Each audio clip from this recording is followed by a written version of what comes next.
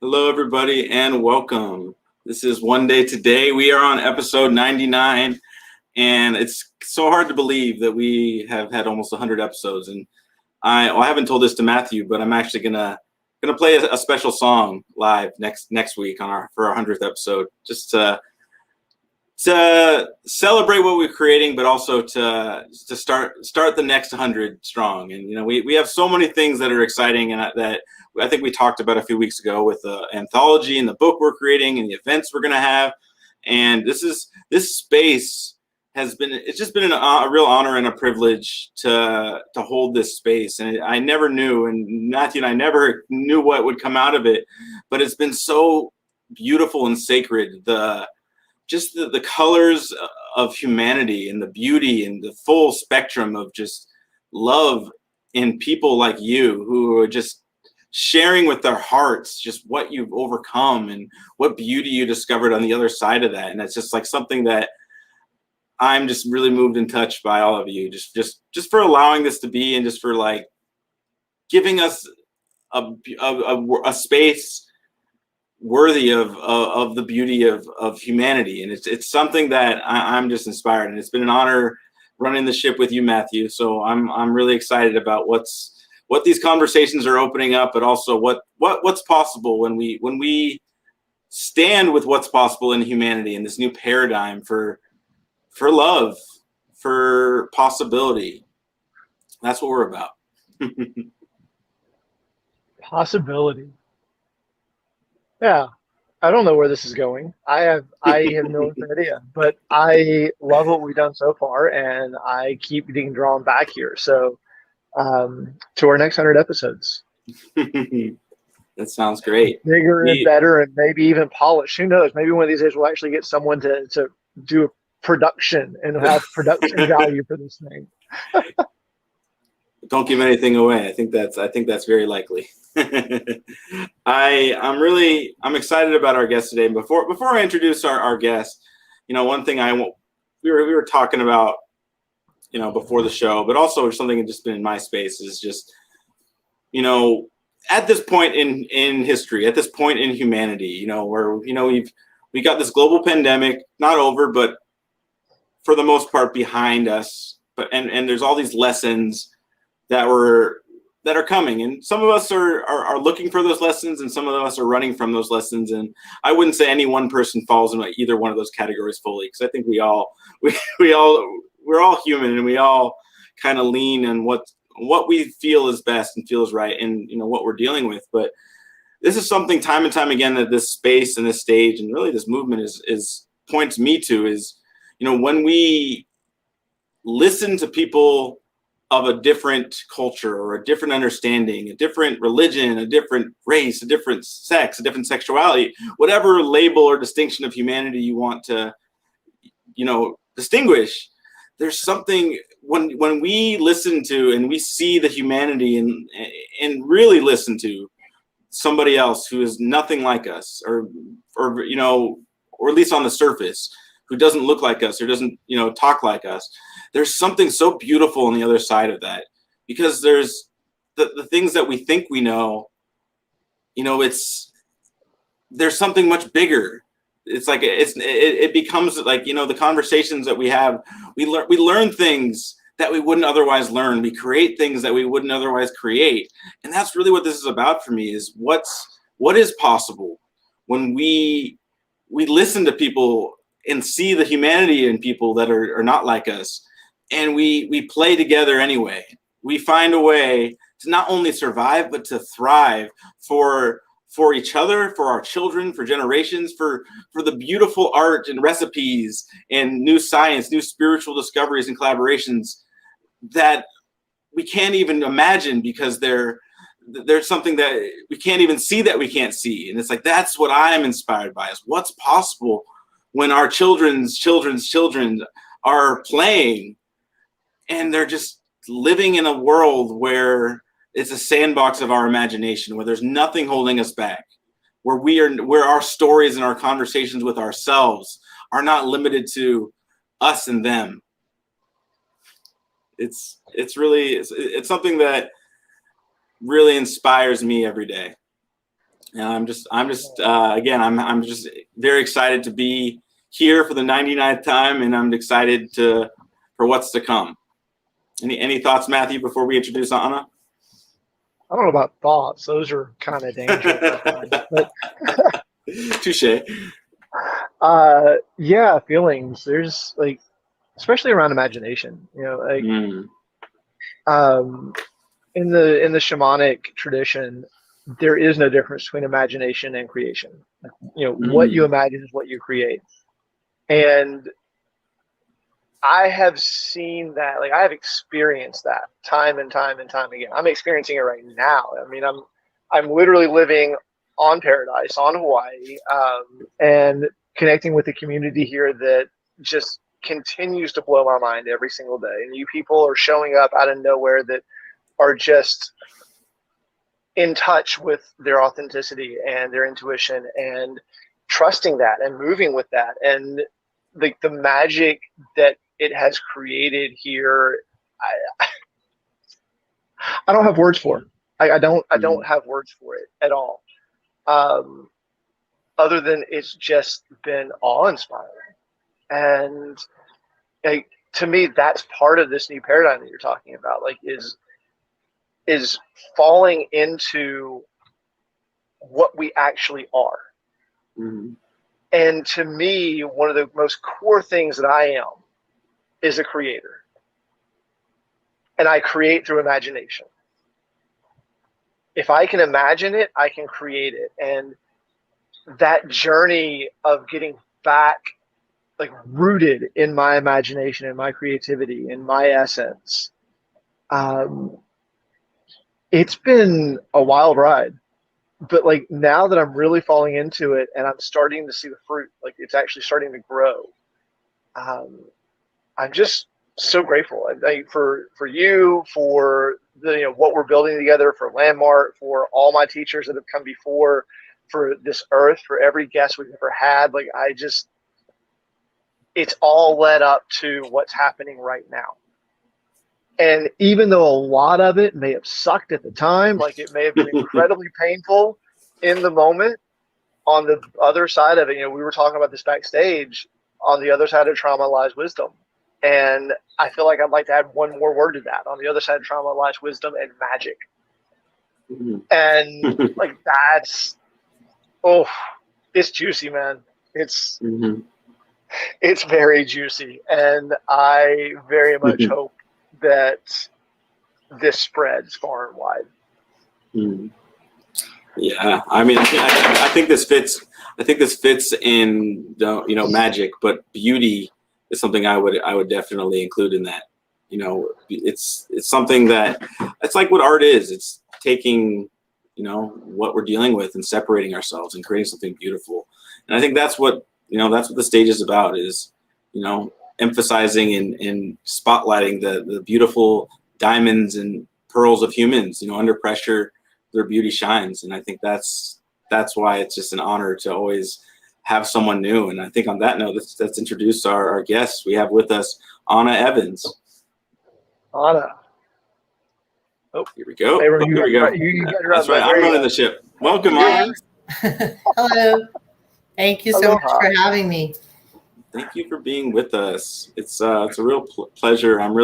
We had a little conversation before, so I'm just excited to let you have your. Well, I'm just going to jump in if you're ready, because I want to hear your story. I want to hear your magic. So all right. All right. So without further ado, Anna, the stage is yours. Thank you. So my name is Anna Evans, and when you guys invited me on the show, I had this plan to talk about the work that I do around domestic violence and empowerment for women and all of this great work. And I love that. And then really just today it landed. Last weekend, we had a mental health episode with one of my children.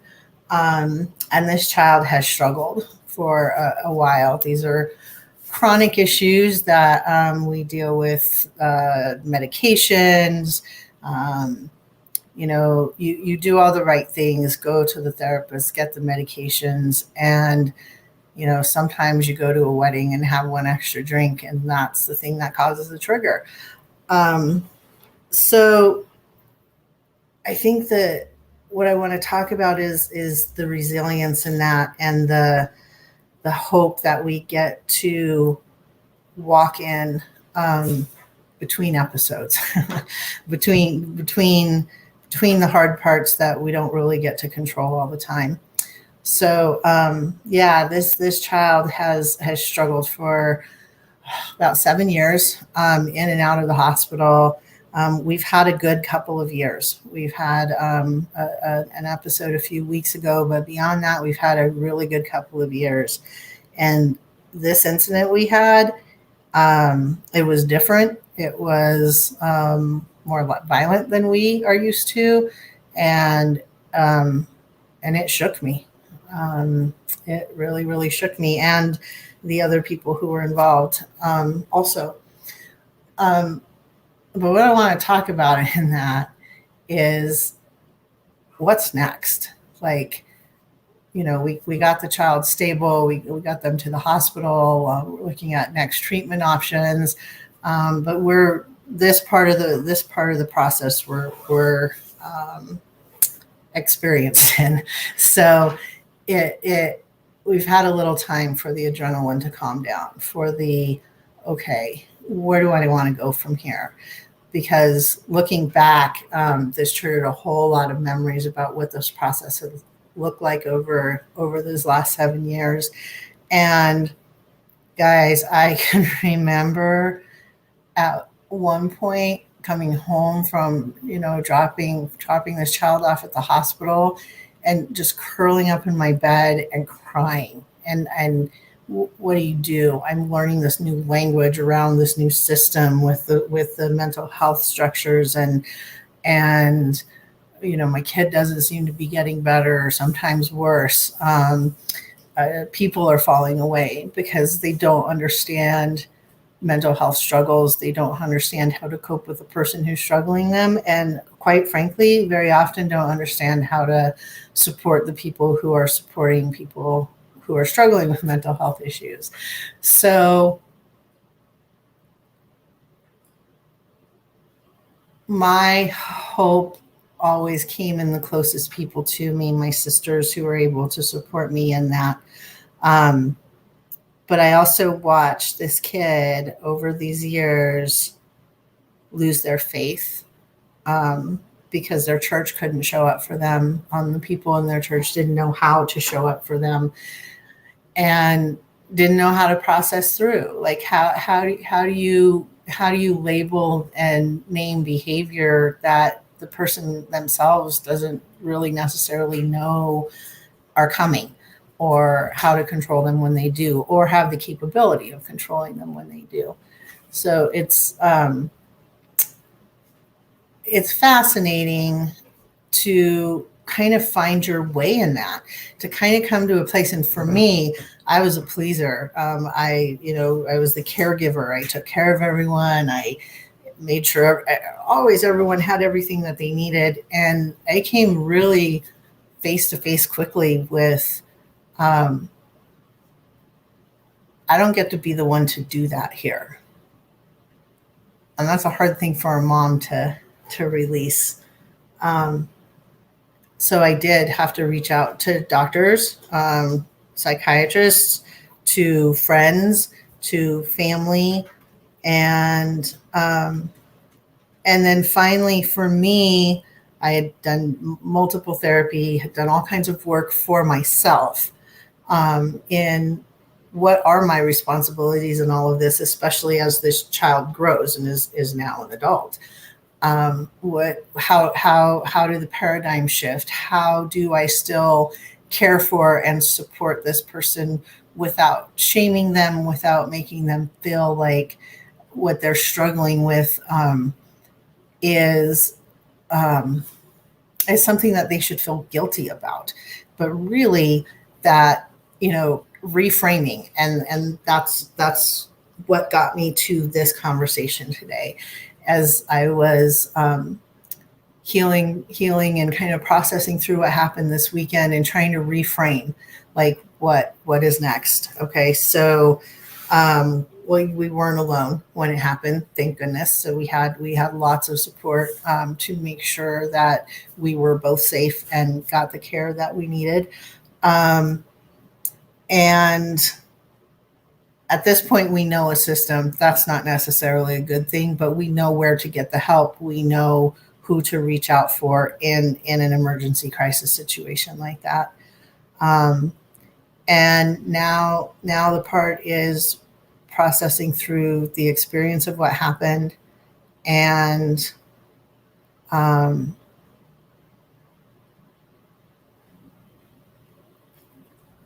you hope it's going to be the last time, but you know it's probably not going to. So you write a poem, you share a story. For me, I am passionate about storytelling. So I reach out to this child, or I will reach out to this child. We're still processing, and ask them what their story is in all of it, because I don't know. I don't know what led up to that moment specifically. I know what our experience was coming together for this event that we were going to, but I don't know what was going on a couple of weeks before. I don't know, and I don't get to presume that. So that's a big part of, Abram, we were talking about before, backstage, about listening. And part of listening is like, I could be angry, I could be rageful, and there is anger and there's fear about the entire situation, but I am not going to direct it at this person who's trying to heal right now. What I want to do is share with them honestly what happened, be there to help them process through their piece of it, walk their path, and maybe hold their hand, but also like reaching out to other folks, whether it's other parents or spouses who are also struggling with this, and having that support for me. And then on the flip side of that, what I would encourage everyone right now, if you're struggling or if you're supporting someone who's struggling, is find a support group, find someone you can connect with. We found an amazing group through NAMI that supported both. It was a family group, but there was one that supported caregivers as well as people who were struggling, and that we found the most growth in that place. But the bottom line in the end is that it all comes down to listening. It all comes down to hearing what that experience was, especially right now for this child, so that then we can know what the next steps in healing are. But when we shame and when we say this is guilt and this is what this should look like, to me,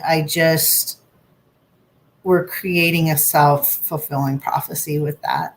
We can't shame someone into wellness. We can't shame someone into healing. It doesn't mean we have to be entrenched and enmeshed in all of it, and we can love them well through the process. But I just, shame and guilt cannot be a part of that process. And I don't know, Abram, do you guys have any questions that you'd like to add or continue on with the conversation?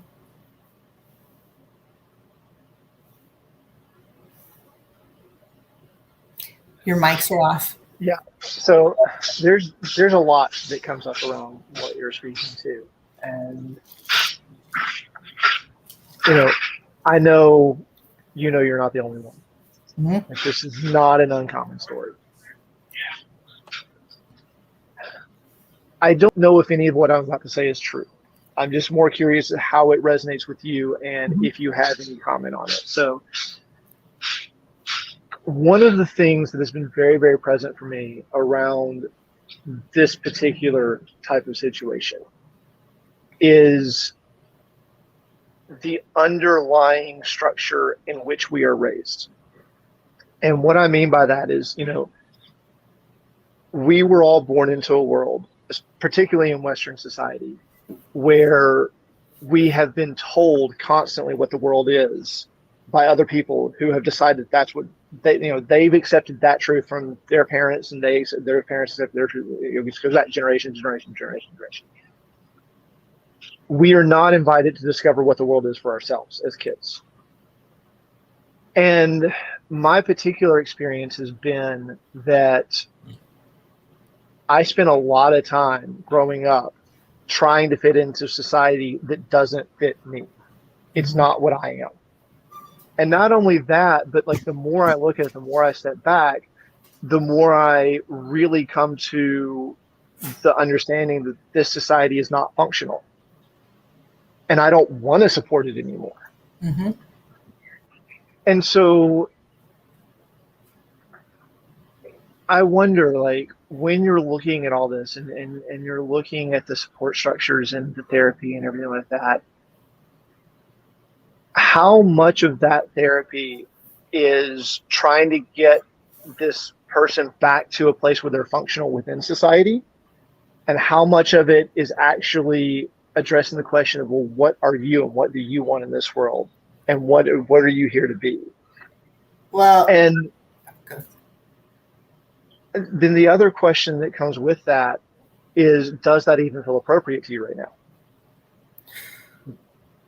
I think it depends on the situation and where we're at. Like, in some situations, like what we experienced this weekend, like that system is necessary to make her functional. Not functional in society, but just functional, period. Yeah. And so, like, once we're past that crisis, all of those questions, I believe me, I've asked them all.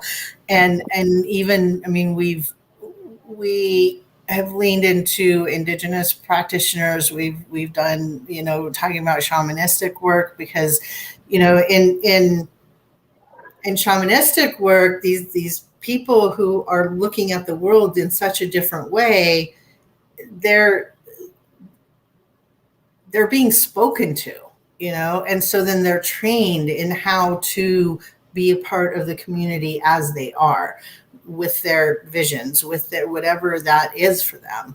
I think one of the things that has, I would say, definitely perpetuated the situation for my child has been the shame and guilt around it, around behaviors, or you're different, or you don't look like we do, you don't respond like we do. And so we have worked, the people around her have worked really, really hard to, we love you, whatever version of you are, whatever that looks like for you. If it's purple, we love you.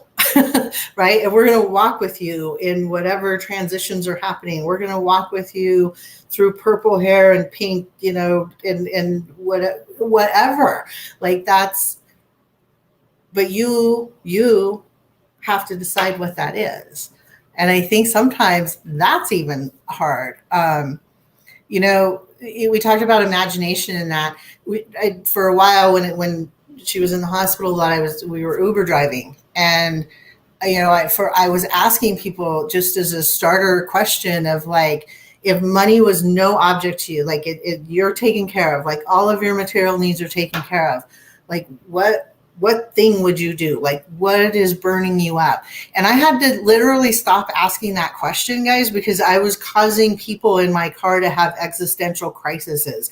Like, they were getting out of my car looking just like devastated because they couldn't answer that question. And that broke my heart.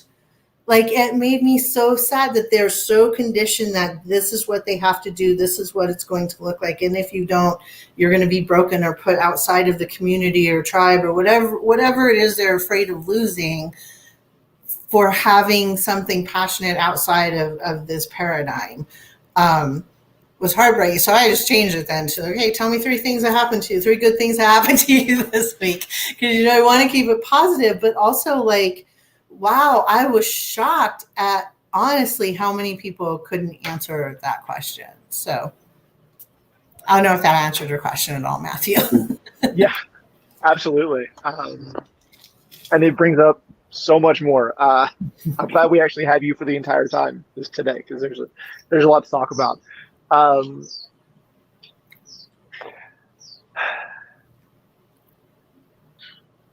That last part you're sharing, the existential crisis, like that ties into so much of it, and particularly around work. Like I feel like so many people grew up with this this indoctrination into what you do is what you are. Like that's your identity, right?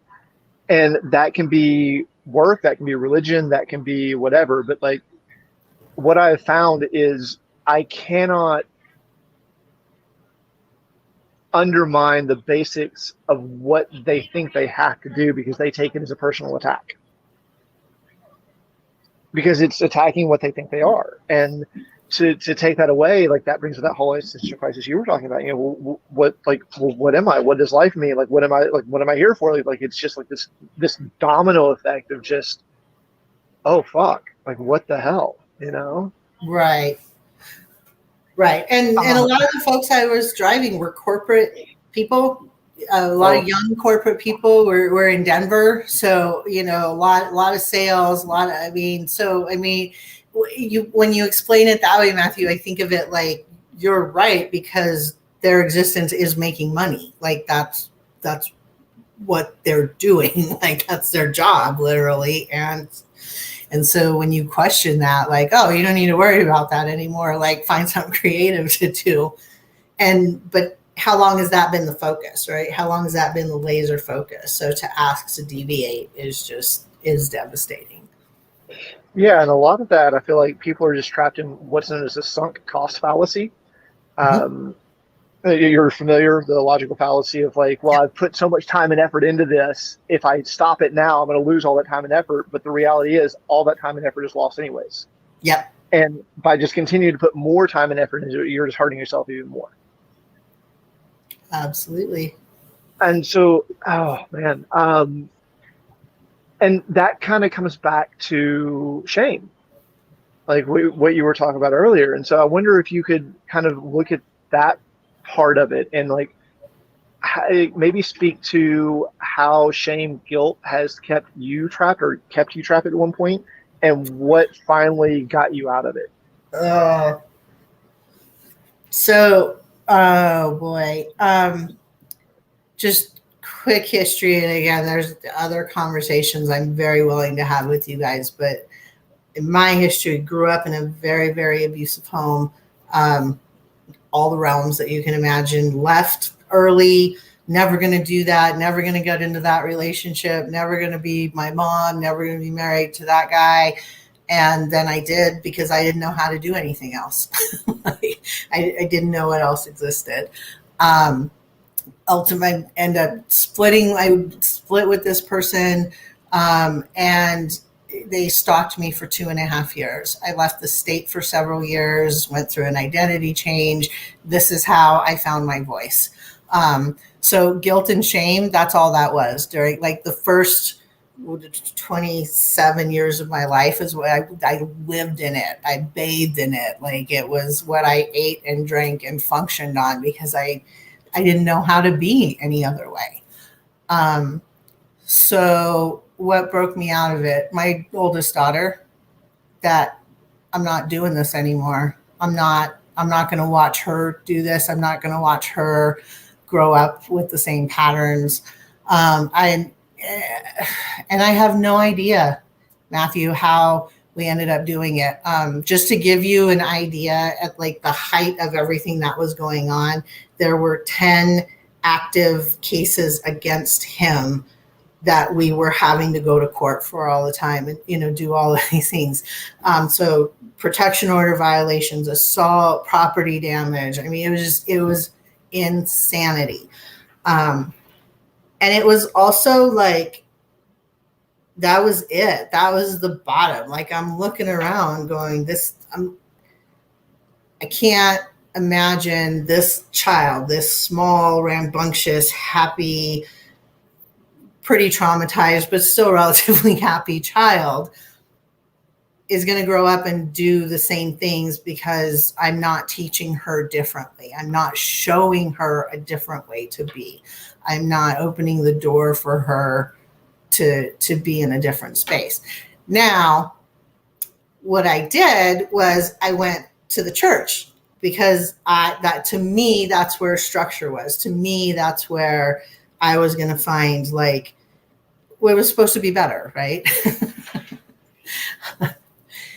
But also in the meantime, I was I'm advocating now for survivors, mothers and children. I am an activist. I am fighting. I am testifying in court. I am using my story to talk with inmates in prison about victim empathy and how do we connect stories. So it's kind of this multi-verse thing that was going on where I'm learning over here how to be a better functional human and parent. I'm parenting, I think, better over here.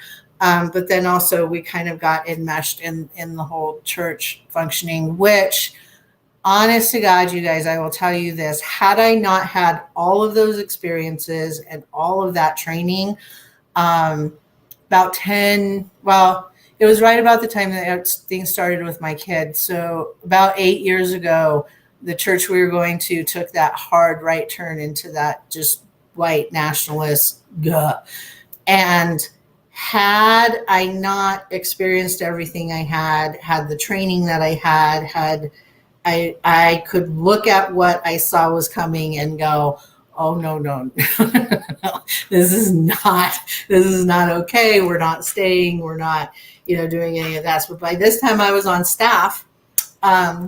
And then when the child was not doing well, y'all, I was on staff and I was begging them to show up at the hospital with this kid who had been with them since second grade. So it wasn't like we were new. It wasn't like we were outside the realm of, I had volunteered for multiple years. I was working in it for multiple years. And honestly, walking away from it all, it was in the middle of the really heavy stuff as we're just learning about what's going on with my child. And I would say in that moment, I was very nearly as broken as I was when I left the state and left my identity behind. Like it felt equivalent because we had built so much of our identity into this world that we had created. And our functioning in that, it was so central to it. And now I look back and think, I'm glad that none of those people were involved in what now has been my child's process. I'm glad that they have found other more holistic and open, and you get to be who you are, and we're going to love you, and we're going to help you figure out like how to create your world around you so that you can be okay in this world, as opposed to you have to bend yourself into. And that's a hard balance to find. That is a really hard balance to find, especially with someone who's kind of struggling with like, where are my lines? Where are my boundaries? Who am I actually?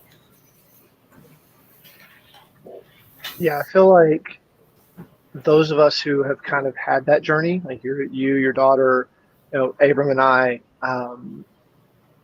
I wonder if like part of that was all to prep us for what's happening now.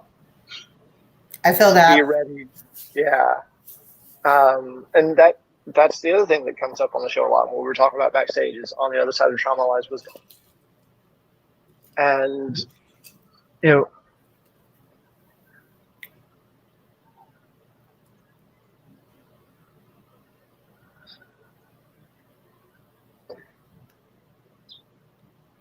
this world, this society, particularly Western society, I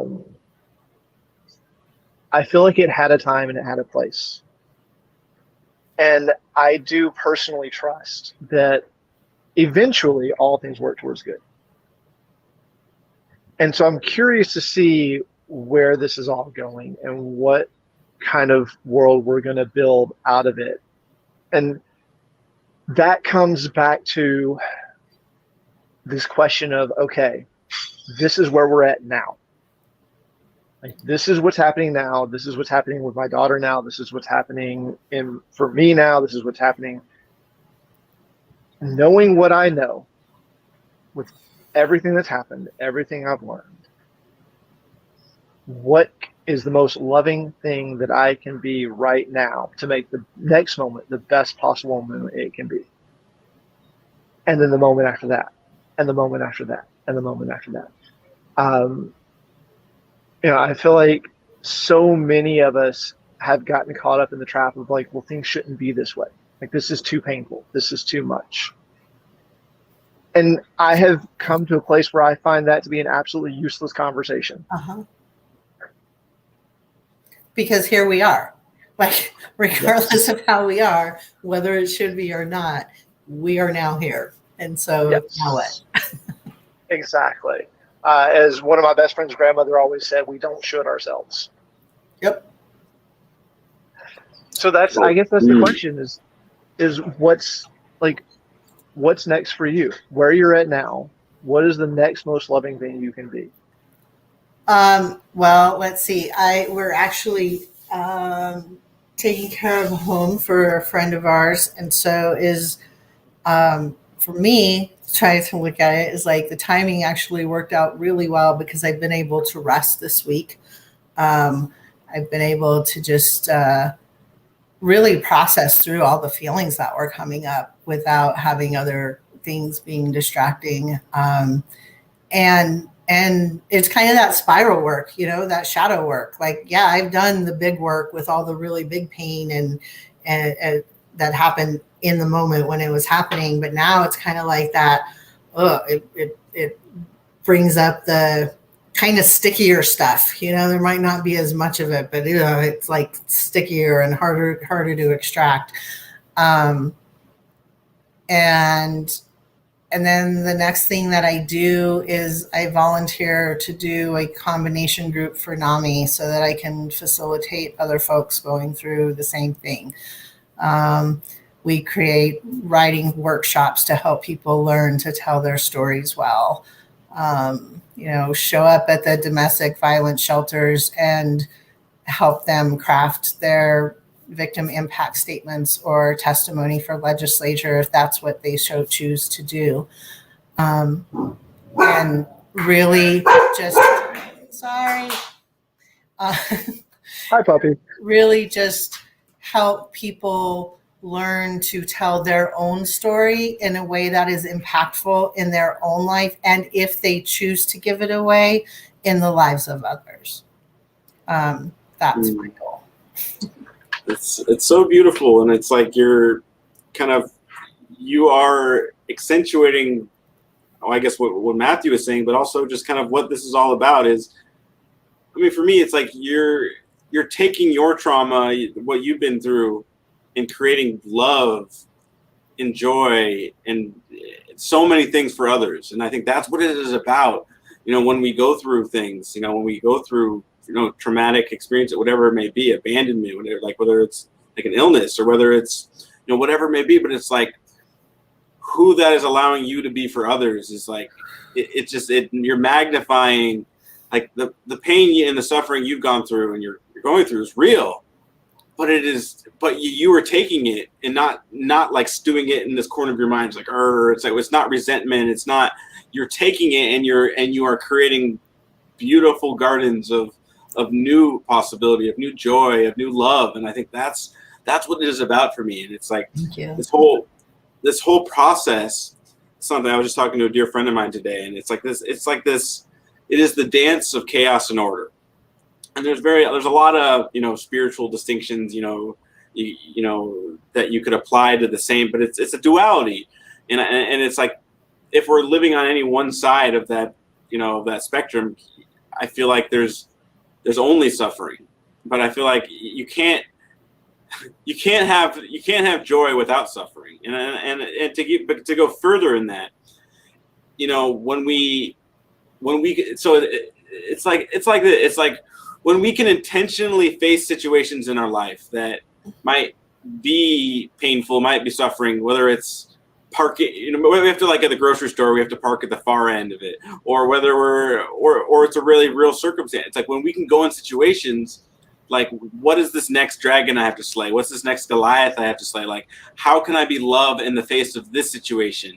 How can I be love in the face of, especially when I don't want to, especially when I want to just run or blame or have shame or internalize shame, or what it's like, it's our opportunity. And when we can do that intentionally, that is one of those beautiful practices, because when life does happen, when there are those times that are unintentional, when we don't, like the chaos that we're not seeking, the chaos that just, here it is, it's like we can actually deal and channel it, like what you're doing, you've eloquently and so beautifully done, is you're creating something beautiful for others based on what's happened to you. And that's what it's about.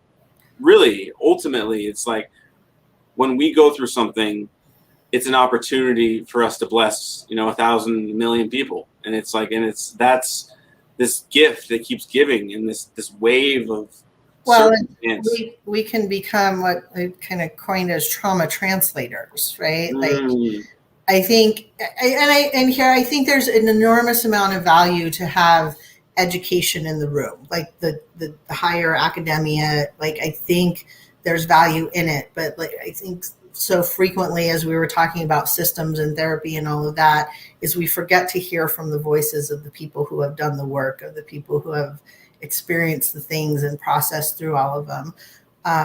So if I can be the person in the room who also, I think in translating trauma, we are being a bridge. We're opening a door to where, maybe for me, I use storytelling for that, is if I can teach you to articulate your story well, so then we can turn around and tell this person who maybe might not have had the same experience that you did, but now they can relate to your story through a storytelling mechanism, or, whatever that looks like. And again, now, like Avron talked about, now we're having a conversation of, oh, that's not the same, but now hear me when I tell you this, right? Hear me when I tell you that I also understand that the person who abused me was abused and has pain and needs to process through that. And I might not be the one to do that, but I also don't mind training the person who can go do that, because that's my abuser. And so there's always a way. One way or another, we can figure out how to connect, if not ourselves, then someone else who has a story or experience that on some level matches up. And, for me, across the board, this is not political. This is about a child who is struggling with their own mind. And I know parents across the board who have this thing. So let's sit down and talk together about what's working, and our frustrations, like what is driving me absolutely out of my mind right now about this kid who can't figure out how to do this one simple thing that's not simple for them, but it's so frustrating for me, right? So I need an outlet, right? All of this suppression that we do, all of these burying that we do, we bury our stories, we bury our frustration, we bury our anger, we bury our joy even, right? And then what? Then it explodes, and it's never good. It's a midlife crisis. It's an affair. It's a divorce. I say these all relationally, but it's addiction. It's whatever it is that we're addicted to, because we can't look at ourselves and say, I'm hurting. And in that, you are being the only thing that I find truly valuable in this world. And that is authentic. Thank you. You're being real. And in a world full of make-believe, it's the real people that shine the light. Like, we can talk about this. There's nothing wrong with it. There's nothing shameful about it. This is just the way the world is. And that's okay. But until we accept that and quit trying to sweep everything under the rug and hide in shame and guilt, we're not going to change, and nothing else is either. Yep. Absolutely. Oh, it's so true. Everything you're saying, Anna, and we sweep things under the rug. We lie to ourselves. And I include myself in this.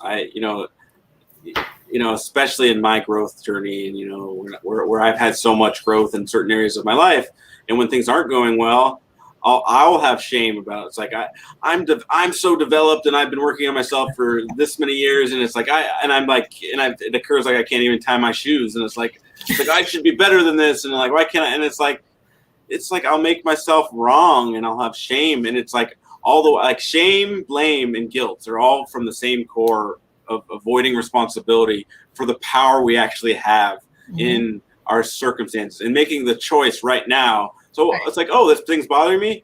Maybe I can do something. Maybe I'll separate myself from the situation, or maybe I'll take action. But it's like when we feel guilt, when we feel shame, when we feel blame, it's always running from any action we can take into saying it's like, there's nothing I can do. Hands are tied. I'm a victim. It's like, and I am a professional of that because I always run there.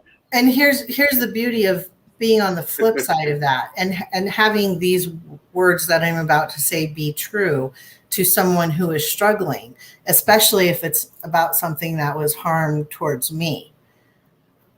Why are you doing this to yourself? Why? Because please don't carry it for me. I don't want you to carry guilt. I don't want you to carry shame. I don't want you to carry blame, because one, I'm going to go do my work and I'm okay anyway, but maybe it stung a little and I'm going to do my work to be okay. Two, man, like, go heal. Take this flower of no shame, no guilt, no blame. Take it and smell it and smile and go find some joy, because I don't want you to be miserable with my name on it. I don't want my name attached to misery on your timeline at all. So please find your healing, whatever that is. And I'm not going to dictate that. That's not for me to determine. I don't get to decide what that is. But I've learned something from whatever that exchange was that we had. Go and grow. And I'm going to go do the same. Or we can do it together. Like, depends, but I don't get to force anyone. I don't get to make anyone do anything. I love that. And it's so beautiful. And I don't remember the whole story, but it reminds me of one of the lessons of Buddha. And most, like, at the time, I think in the story it was written, like, most people didn't understand what he meant, but one of his students did. But all he did was hold up a flower, and he just started to smile. He looked at the flower and started to smile. And he was like, "Are you going to tell us a lesson?" Or that was the lesson.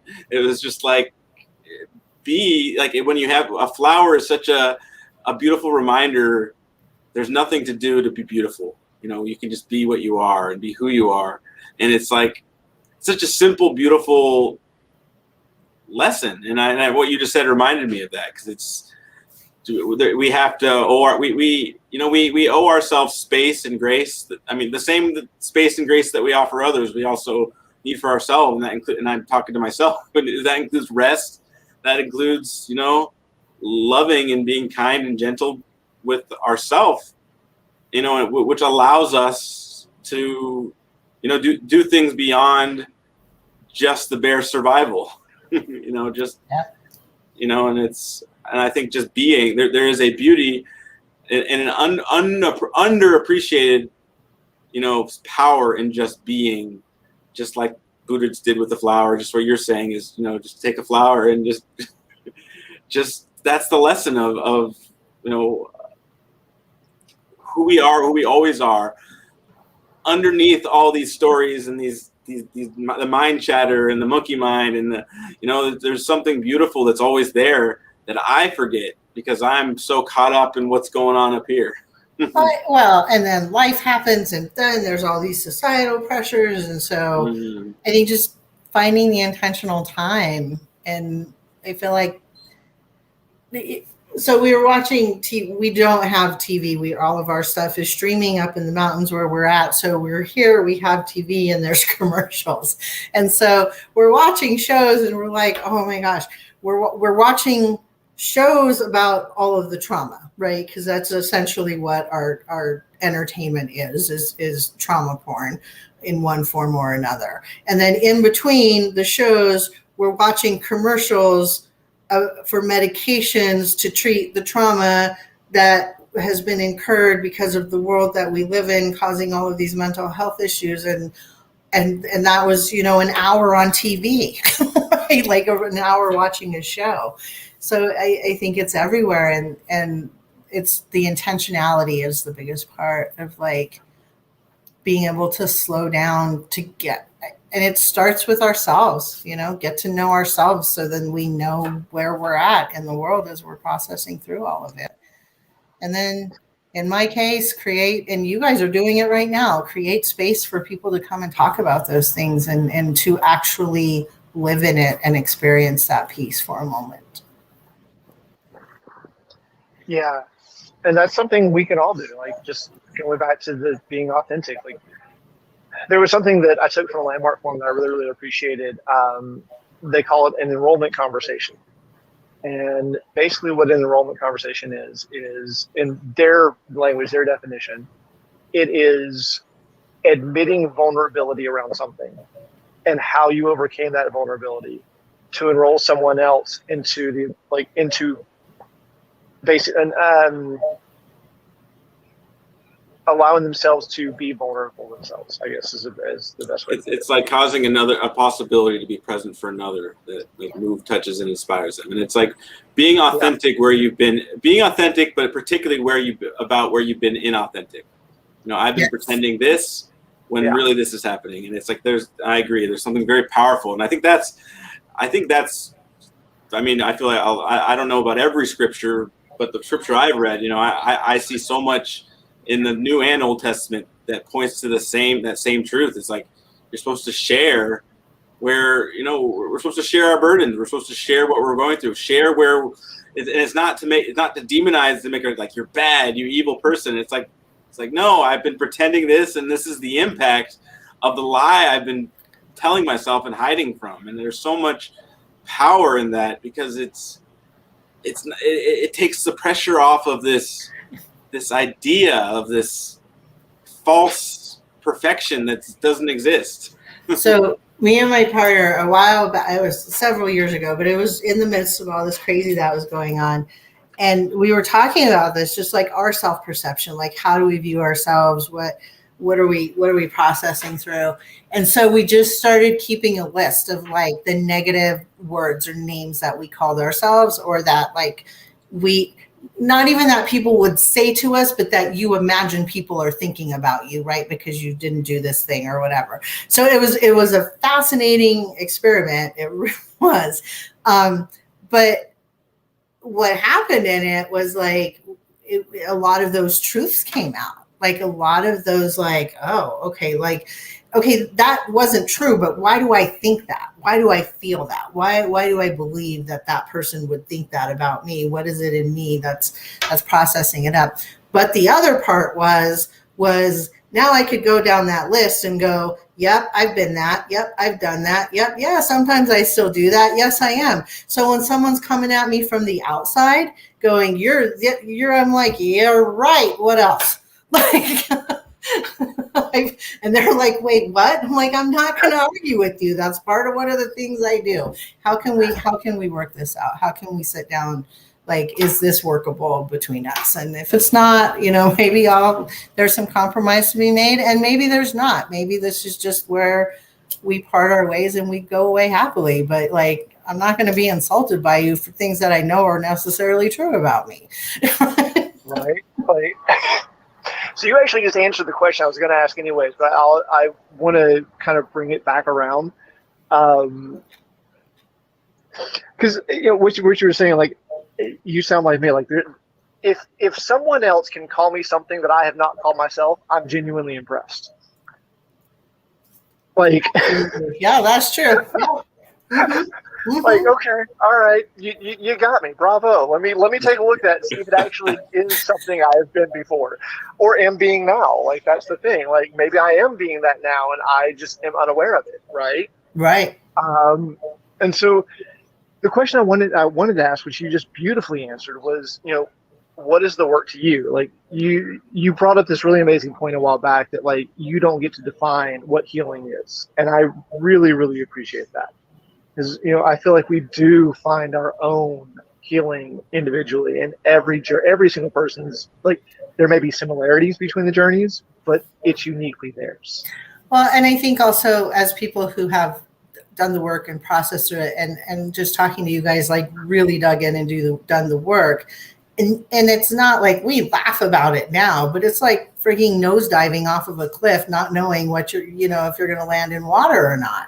So it's terrifying and it's scary and it's messy and it's repetitive, and so I think some of a huge part of our ability to help people through that process is allowing them to be all of those things, right? And sometimes that means it's going to get messy and they're going to go away. But normally, I think if they go away in a way that I'm like, hey, I love you, good luck with that thing that you're going to go try to do now, they come back because you're not trying to wrestle them to the ground and drag them by their heel to go do this specific healing modality or healing process or, whatever that looks like.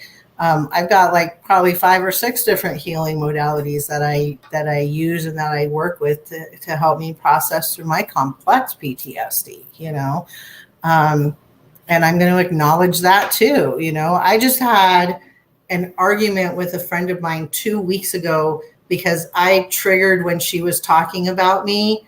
I thought she was talking at me. She was complimenting me, guys. She was complimenting me. And my partner was like, whoa, hold on, and like got it cleared up. And so, but I have to acknowledge that like that amygdala fired off with whatever word that she said that caused that fire. And then I have to come back and go, oh, I'm so sorry. Like, this is what this is. And thankfully, she's a person who understands what that is for me. But it still happens. It's not a perfect journey. It's not oh, I go through these 5 steps and from now on I'm going to be fine. It's like, well, it's a spiral staircase and I go up maybe 10 and then slide back down the rail a few to revisit that thing. And then you do the work and you keep walking up the spiral and get closer to that light. It's just, that's it. One step at a time. Yeah, there's so many different analogies that come in that, and the spiral is one that I resonate with the most because, like, no matter which way you look at it, whether you're coming down the staircase or you're going up the staircase, it points to things it's not just one and done. Mm-hmm. Like, they come back again and again and again in different ways at different levels as I'm going up or down, and that's okay. I wish I knew who said it, but like someone asked the question once, how do you know you're done with your work? You're not breathing anymore.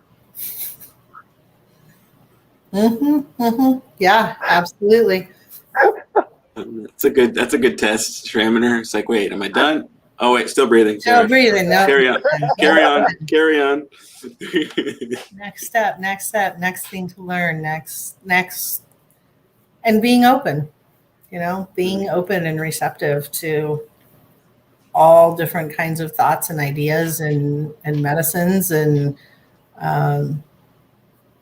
not for my child, but my ex who also struggled with some pretty intense things. He found out plant medicines were the thing that helped him. And I'm grateful for that, so there are many, many, many, many routes to healing. And I think that we have to be open and available to at least show people that there are options and then let them choose. Yeah, absolutely. No, yeah, I appreciate that as well. Everyone is at somewhere else in their journey. And I think, things aren't as black and white as my mind would like to believe, and I assume other people's minds, but it's like there's so much, one person's struggle and them sharing about that struggle is another person's access to enlightenment, and one person's, and it's like, and even beyond that, it's like, whatever we're dealing with in the moment, someone's pain, I don't, there's a saying, I forget what it was, but it's like, it's like, I'm going to butcher it. I'll just say it in my own words, but you know, whatever we're going through, you know, which is the solution for us to heal, that might cause pain for somebody else with what they're dealing with. And it's like, it's not like it's everybody's at this, you know, at the same place. You know, there are times when, you know, I'm in the depths of my own suffering and my own story, and somebody says, well, what can you do about it? What do you like? Why don't you do that? And it's like, don't tell me what to do. I don't want to do. I want to wallow in my own sorrow. Like, don't tell me what it's like. And there are times that we have to exert what we're dealing with in that moment. And there's no one-stop shop is how this is how you get better. This is how you heal, and you're done. And it's like, and I feel everybody's in their journey, and, you know, and a lot of us, you know, when we're going through like you pointed out earlier on, you know, we'll get pent up. We'll be inauthentic with ourselves about what we're dealing with. We'll pretend that we're happy or pretend that we're content, and whatever it is with our job, with our marriage, with our circumstances, we'll lie to ourselves because we want to believe we're happy. And it's, you know, in that spiral, it leads to, you know, there's an impact that eventually we're gonna face, you know, and it's like, I think that's what we're facing, Abram. I think exactly. I think we're at a tipping point, but like we've been so driven to succeed that we've harmed ourselves to the extent that we're not functioning anymore. And so, absolutely. I mean, we're in a collective mental health crisis, right? So what's next? Like, what now is triage, and then what do we do from there?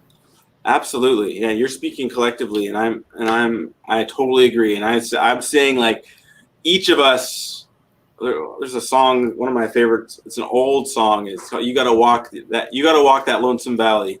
You gotta walk it for yourself. Nobody else can walk it for you. You gotta walk that valley for yourself. And I see it's like we all are gonna come to a point, and like you're saying, we are collectively, like, how did we get here? Like, what happened? Like, how did society get to this place? And I feel like we are all going through that, and that was what COVID, in my eyes, opened up, is this mirror that we all were, you know, forced to look at. Some of us maybe avoided looking at, but it saw, like, how did we get here? How did I get here? Who am I? Where are we going? Like, what is the point of all of this? And I think we experience humanity coming back to our hearts. And it was like, and for me, that was one of the most beautiful, like, it was like, we use this term a lot, collateral beauty. That was some of the most amazing collateral beauty that came out of this pandemic. And, you know, all of the traumatic things that happened in history in the last 2 years has been such an opportunity for us to face that core inauthenticity of where we have been lying to ourselves. And now we're seeing the impact of how we ended up this way. Yeah. And I think that's the opportunity is, you know, and this is why we do what we do. I see, the way I see, there's never been a bigger opportunity for connection, for community, for collaboration, because we all, like, together we rise. There's something beautiful that we all have to contribute to us all, and what's possible when we're standing there. And that's, well, everything becomes so much more dynamic, right? Like, if we're by ourselves, we have an idea, it might be creative, it might be beautiful. I know some intensely creative people and the most creative people will tell you that their most, you know, dynamic work was collaborative work. And so that's just where we're at now. It's like, it's almost a collaborate or die kind of thing. And I know that sounds like so, like, out there, but is it anymore? I mean, it really feels like if we don't come together and take care of each other, in essence, or die, you know? In essence, that's honestly, I mean, this is like, not to say all competition is this. I mean, I wouldn't say sports is like this, but in essence, that's what competition is. It's me or them. Only one of us can make it. And you're right. That's exactly what's at the core of it. It's like collaborate or die. I mean, it's like, that's a way to put it, because we see it that this world is just our boat, that we're floating for ourselves. or we're floating for us all. And the thing is, and this is what COVID pointed us to again, is that if this boat goes down, we're all going down. There's no just me. And that's really what it is. But the opposite's true though. When we stand together, we rise together. When we see the beauty, the humanity, the possibility in our neighbor, in ourselves, in our community, and our neighbors next door and also across the world, that's a new paradigm. I mean, and when I say die, I mean I'm like spiritually, emotionally, you know, like on every level, Right. and to the point of Every type of physicality, you know. Mm-hmm. So it's yeah, it's beautifully said. There's something in this that I'd like to kind of tease out if we can. It's particularly around what's happening now with COVID and how most people seem to respond to it. And that's fear. Like they're responding from a place of fear. At least that's the way I see it. And I got to a point, like, you know, my parents, I love them, but my mom, fear rules her life. Like, she is absolutely terrified of almost everything as far as I can tell. And she became this really extreme helicopter parent later on in life, like super extreme. And it got to a point where, like, I actually had to stop and say, Mom, I love you, but your fear is not mine. Your fear does not control my life. I've got to go do my own thing. And I wonder if you could maybe speak to meeting people where they're at in their fear with compassion, with empathy, and yet still living your own life in a way that doesn't trigger them more. Like, have you found a way to be that, or do you have an example? I guess that's a better question. Do you have an example of where you've been that? I mean, sometimes, but here's where I want to be really careful, Matthew, is that I can be as kind as I want to be, and I can be as compassionate as I want to be. But very often people who live from that place of fear are also very angry, and they're very dangerous.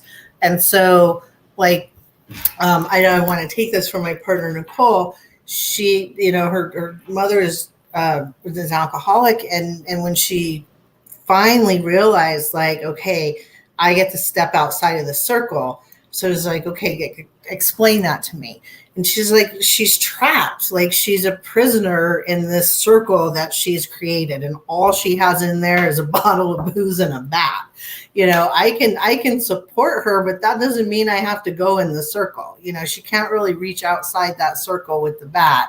And if I choose to step inside of that circle before she has put that bat down or gotten treatment or taken care of her parts of what she needs to take care of, then the only thing that's going to happen to me is I'm going to get hit with a bat. Like, I know this. So why do I keep going in the circle? So honestly, it's maybe sometimes not even we know when people are receptive to us, to our where we're at and what our place is. Sometimes for me, it's just a really loving, you know what, I'm just going to step back here for a minute and I'm going to live my life out here the way what you're seeing. And something is drawing you here because you keep coming back. But like, when you're ready to like come in out of the circle and into this space over here, yeah, we'll have that conversation. But until then, I'm coming to the edge of the circle and I'll say hi and I love you. And I truly mean that. I love you and I am here for you when you're ready. But it's not in all of the modalities, all of the healing modalities, all of the indigenous cultures that I have worked with outside of our own here, it is, you don't chase people down and hogtie them to heal them. You live your life in such a way that they want to understand and to be a part of what it is you're doing. So whether it's love or you know, the way I'm trying to and creating this transmutation, or it's anger, either way, you're going to impact those people, and they have to choose what they're going to do in that. And so I I can't change anyone's mind. I can't. But if they want to hear what I have to say, I'm happy to share what I have to say with them. I love that. That's pretty Well much the said. exact same conclusion I've come to myself. Abram and I were having a conversation a couple months ago, I guess now, and the subject of compassion came up. And at the time, I didn't actually have a good working experiential definition of compassion for myself. Like I could go look it up in the dictionary, I could quote the definition, but like it didn't really, I didn't embody it. And the question came up, what is compassion? And to this day, I'm still kind of shocked at the words that came out, which was compassion is the ability to discern when it is appropriate to interfere in someone else's journey. Yep. And unfortunately, it's very infrequently that we get to do that. Yes, very infrequently. Like I feel like as I grow more intimate with a person, that call to actually step up and interfere comes more and more. But like that comes with time and commitment and intimacy and vulnerability and them getting to the point where they understand that I am holding a completely non-judgmental space, that there's absolutely no judgment in this space that I'm holding for you. Yeah. And it's also love. being open to their no and going, okay, Yes. right? Mhm. Yes. Yeah, it's all love, and it's sometimes love is handing someone a flower, and sometimes it's saying I can't be in your life right now, and it's like sometimes that's what love looks like, that's discerning that, just like what to your point about the compassion, it's like discerning that, it's if they're swinging they have to check their bat at the door, they can't bring their bat into my circle, love has boundaries because it's actually when I was in the midst of my searching, and when I was in therapy and I was really searching myself before I was doing a lot of spiritual work, I was looking, I was reading a book about boundaries, and I've not found a better definition of boundaries than how this book described it. And it used the analogy of museum security, like an art museum security. And the point of art museum security, like boundaries, is to preserve, present, and protect the treasure. And the treasure is you, like the real you. It is to preserve, present, and protect the truest, realest you.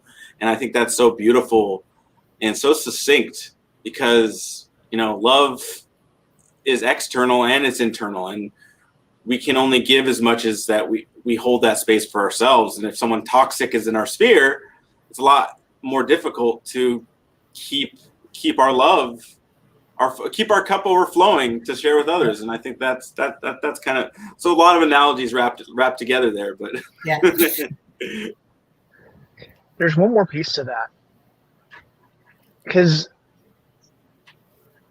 from the highest level, when I am actually really standing in my power, when I am being the truest to what I actually am, I don't feel like there is anything that can hurt that. There's nothing that can hurt me in that space. Mm. Matthew gets hurt. And when Matthew is running the show, that's when boundaries are necessary. Matthew needs them because he still has things that he's learning and he still has things that he needs to protect. But me, when I am fully present, there's nothing to defend. There's nothing to protect. There's nothing that can be hurt. Like I am infinite. I am creativity. I am love. I don't even have words for it. Right. And it's a journey. Like it's not anything that like, I don't even know how to describe it, because it's not like 1 minute I can be there and the next minute, Matthew's taken over. It's like glimpses of it and grasps and whispers of it, right? I know exactly what you're talking about. There's a lecture by Richard Rohr. Yes. Which one? Are you familiar? Richard Rohr, True Self, False Self. Yes. blew my mind out of my head and my soul, and like it was like whoa, because I had long story short, I had a spiritual awakening that kind of I felt a little crazy. It's like I had this deep peace and I couldn't explain it to the world, and I was just like, I have this, I've never felt less suffering and more just love and peace in me, and that was just my experience. And I was like, I want, like, isn't the world beautiful, everybody? And I was like, I felt like a crazy person. I was like, but like life is so beautiful. And I was like, but I can't share. I felt like I was like alone in paradise. It's like, can you see this? Can you see this? And I can't. I didn't find this book or this lecture. This lecture found me. It just showed up on my Audible, and I was like, that sounds appropriate. True self, false self. But he speaks to that. It speaks to that in a couple of his lectures. He speaks to this point. But kind of what you were saying is, how do you know when someone's like living in their true self or false self, or like their true or fullness? It's because you can't hurt you can't hurt somebody's feelings. There's nothing to protect. There's nothing. It's like when you are your real youest you, is what I'm going to say that. Yeah. You can't, there's nothing to hurt. There's nothing to protect. You just Right. are you. There's nothing to drag out because you've already aired it out. Like there's nothing, there's no, secret mud, whatever somewhere. And if there happens to be, you're like, oh, okay, forgot that one. Great. Let's do it. Cause I don't want it anymore. Right. Like that, like I said, that last remnant of sticky, I'm going to sit here with it and move through it because I don't even want that last little piece in there. Like it, and who knows? I'm not gonna say that is not gonna happen again, or that hurt or that thing isn't gonna come up again. But I'm gonna know how to deal with it better, and I'm not gonna do as much I hope harm to anyone around me when it does happen. Right. And it's what you practice in those moments of peace is what comes out when you are tested. The unexpected chaos that comes up. And I think I quoted this before, but I think, was it Nelson Mandela that said, don't judge me by my successes, but by my failures and how many times I get back up. And I think this is, every day is a new experience of unknown. And some days we're flying, and other days we're carrying it feels like we're carrying like anvils of lead.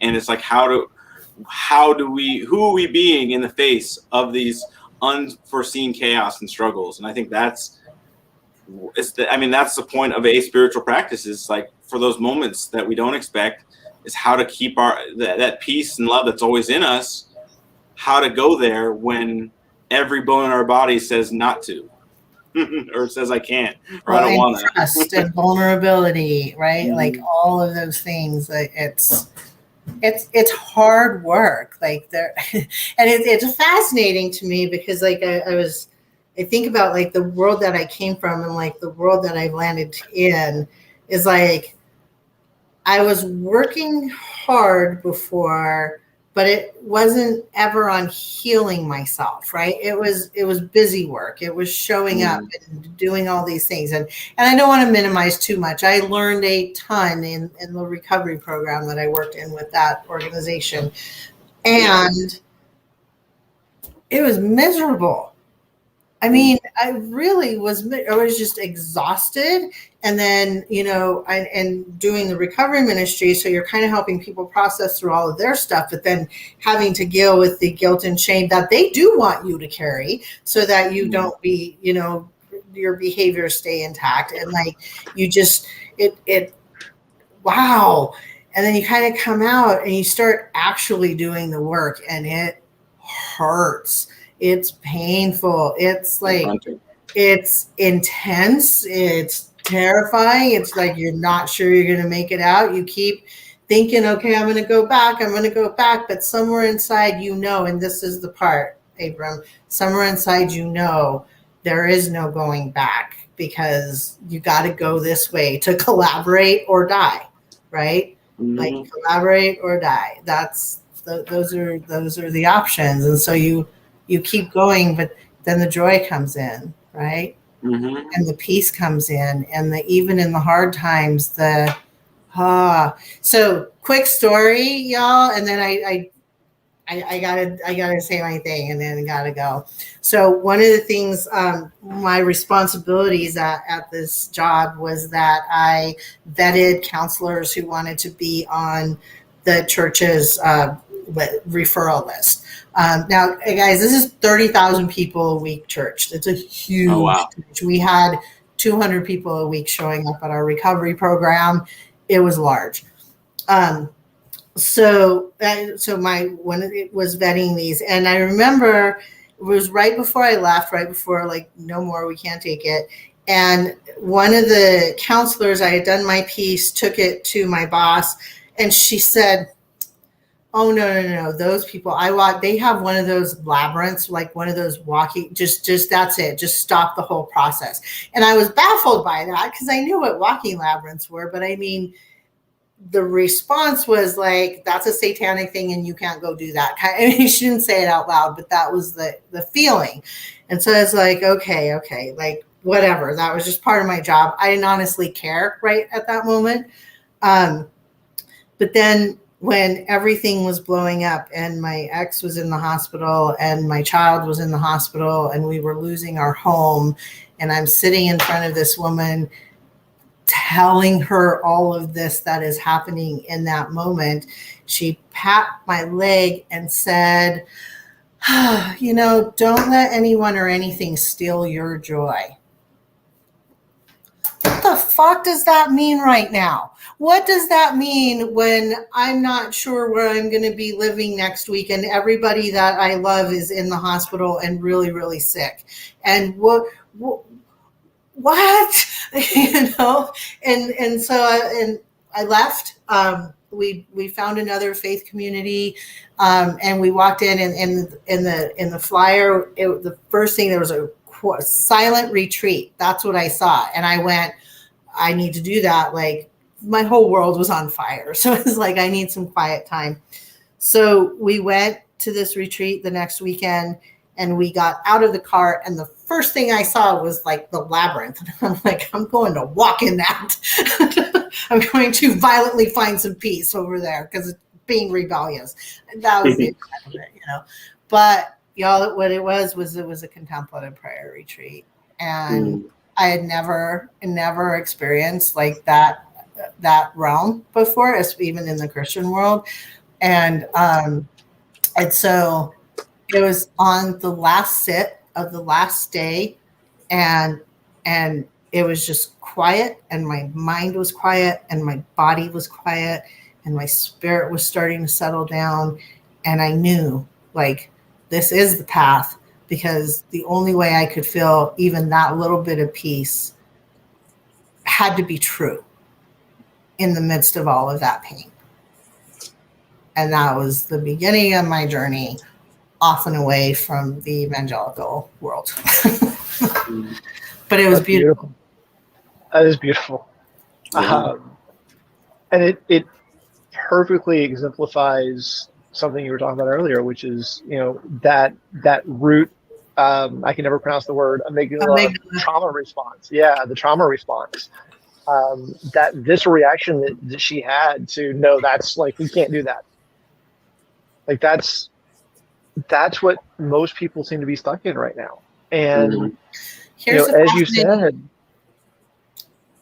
here's what's been fascinating to me as I've walked down this path is that the things that I found that they have believed to be or would call satanic or bad or whatever that looks like are the things that heal. Yep. Are the things that bring you freedom. Are the keys to open that door. And honestly, I kind of feel like that's what they're scared of. They're scared of being healed, because being healed means taking responsibility for one's actions. Being healed means actually thinking for yourself. Being healed means being self-sovereign. Being considerate of others, being empathetic of others, right? Yes. Yeah. Yes, absolutely. And it's a loss of control for the institution, right? It is. Yeah, it's so many different things, and that is a conversation I hope we get to have at another time, because I do have to run through. Yes, absolutely. Also, Abram, I love your cat. I am in love with your cat. I've been watching your cat having conversations, but your cat is amazing. Yeah, he's causing some trouble, knocked some stuff earlier in the middle of the show. Well, I know you both got to go, but I just want to thank you and just say I really just so inspired by you, Anna. I just really honor you and what you're up to and who you're being in the world. And I would love to have you back and share with us some more. Just thank you guys. So much. You're amazing. I love the work that you're doing. I love the show. I went back and watched a bunch of episodes of the show before, and I'm. Yeah, please, if you give me a call anytime that we can collaborate, and I will keep you guys in mind for future work also. Thank you. I'm definitely open to that.